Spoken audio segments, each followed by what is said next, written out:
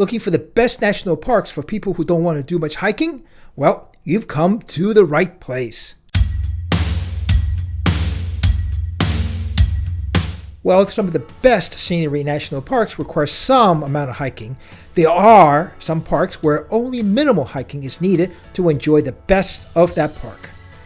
Now, that's not to say there is no hiking at these parks. Some have hiking trails, but the focus of this video are parks where you can see the main claim to fame without doing a real hike. At some of these parks, you still do have to do a bit of walking, but they're generally short and relatively flat. We've been to almost all the national parks in the United States. There is a video on this channel for every park we visited, so check them out.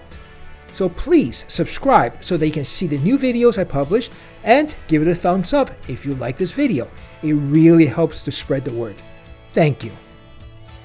Here are the top 10 parks, in my opinion, for non-hikers. So please add your opinion in the comments below. Number 1. Badlands National Park. While there are many trails at Badlands to hike, the park's main attraction, the Badlands Formation, can be enjoyed by driving the 40-mile Badlands Loop Road. There are 12 major stops along the way. Most of them are pullouts with a short walk to the viewpoint. They provide great views of the Badlands Formation from every angle. The Badlands Loop Drive video is in the description. Check it out to see what it's like to drive the whole loop. Number 2. Black Canyon of the Gunnison National Park. Like Badlands, you can see the major attraction here, the Black Canyon, by car. There are 3 roads here. The 7-mile paved South Rim Drive has 12 overlooks, most reachable by short walk from the road. The gravel North Rim Drive, with 6 overlooks, has the steepest canyon wall, which is a claim to fame at Black Canyon. These 2 roads give you every vantage point from the canyon from above. The steep, winding East Portal Road gets you down to the Gunnison River for a view from the bottom of the canyon.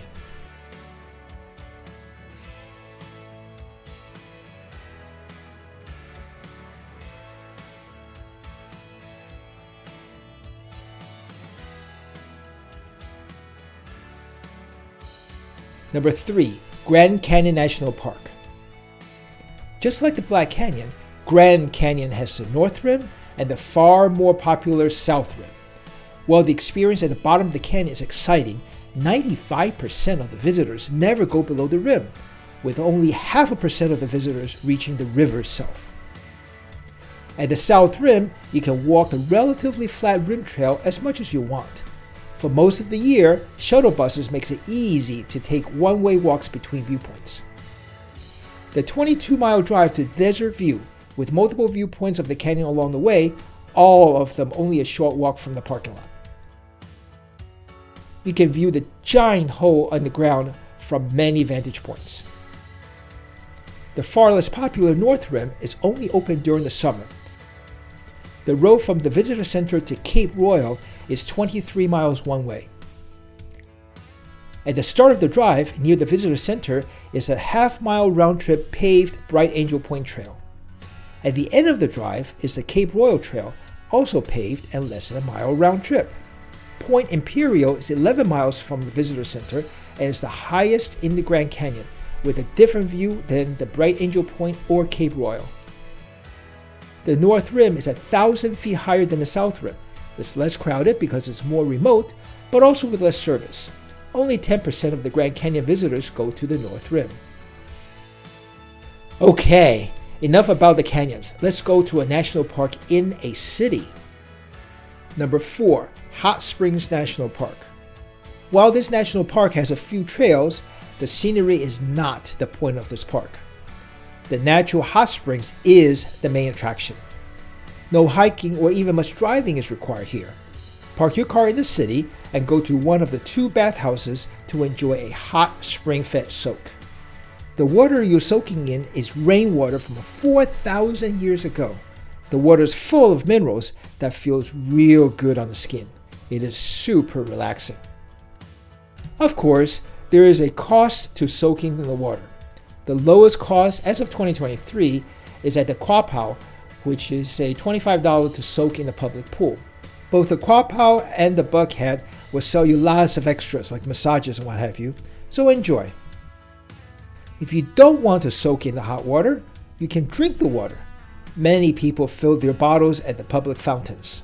There's also a nice exhibit at the visitor center on the history of hot springs, which is located in a former bathhouse. Now, let's go see some birds and gators. Number 5, Everglades National Park. Everglades is all about marshlands, birds, and gators. The Ahinga Trail is a boardwalk trail that is only 0.8 miles long. It affords great views of gators, turtles, and many kinds of bird. This is more of a walk than a hike. The Shark Valley Tram Tour takes you on a tram through the heart of the Everglades, where you will see lots of alligators and birds and their natural habitat. The fee for this tour in 2023 is $29 per person. If you're up for a 10-mile bike ride, rentals are available for $23 on this path. Be careful, don't run over any alligators. From the Gulf Coast Visitor Center, you can take the 10,000 Islands tour for $40 through the mangrove islands of the park.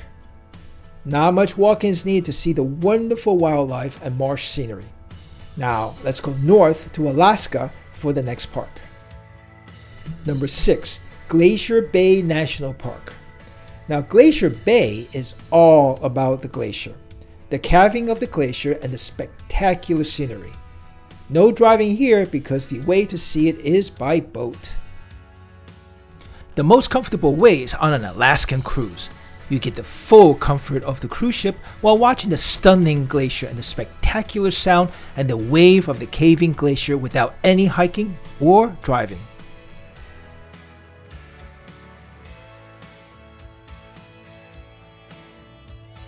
For a more intimate experience, get on a much smaller catamaran from Bartlett Cove for a day trip. There are also some trails at Bartlett Cove, but there are no roads that connect Bartlett Cove to the rest of Alaska, so you will have to fly in or take the ferry in. Now let's continue with another Alaskan park that you cannot drive to. Number 7, Katmai National Park. Huge brown bears are the main attraction here, and oh, by the way, there's also remnants of a volcano eruption about 100 years ago. You arrive Katmai typically at Brooks Camp via a float plane. From there, it's a short walk to Brooks Falls, where the brown bears gather and wait for the salmon to jump into their mouths when it's in season. The other attraction is the Valley of 10,000 Smokes. You take a bus tour for that. While there is a hike on the tour, you can hang out at the ranger station and soak up the view if you don't want to take that hike. There's also great fishing at Brooks Camp and the more remote areas, as well as great wildlife viewing. However, these require air taxi services and guides. Katmai is expensive, but if you want to see the bears up close in their habitat, this is the place to go. Now, let's go to the other kind of water, the beach, for our next park. Number 8, Virgin Islands National Park. This park is all about the beautiful, pristine beaches in the Caribbean.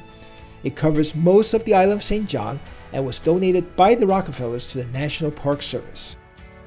The claim to fame here are the beaches. While some require a short hike, most of them are right next to the road with minimal walking to reach. Because of the protection of the national park, it is pristine and uncommercialized. There are no high-rise condos on the beach here.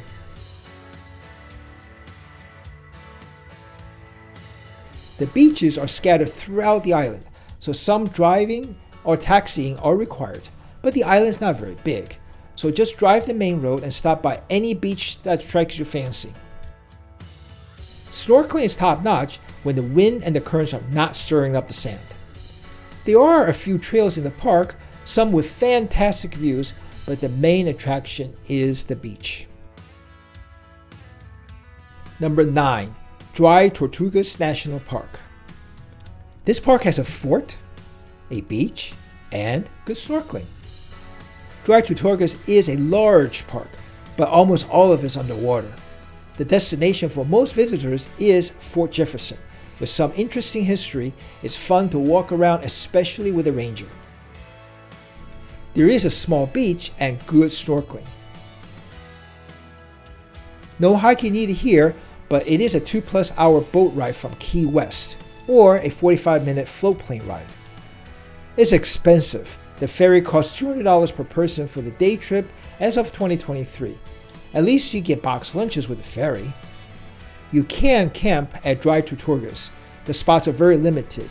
It is secluded once the day trips leave, and there is no service on the island. Number 10. Carlsbad Caverns. Of all the parks with caves, I think Carlsbad is the prettiest and easiest to visit. You can choose to walk down the steep 1¼ mile path to the main cave area, or take the elevator. Be forewarned that the elevator queue on the way up can be quite lengthy, so plan accordingly. The main attraction is the Big Room Trail, a self-guided 1¼ mile flat paved walk through the wonders of this cave. You can go as fast or as slow as you want.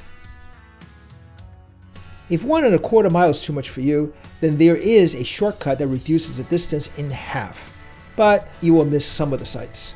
If you're willing to do a bit more hiking, however, the ranger-led King's Palace Tour is 1 mile but requires a little bit of climbing.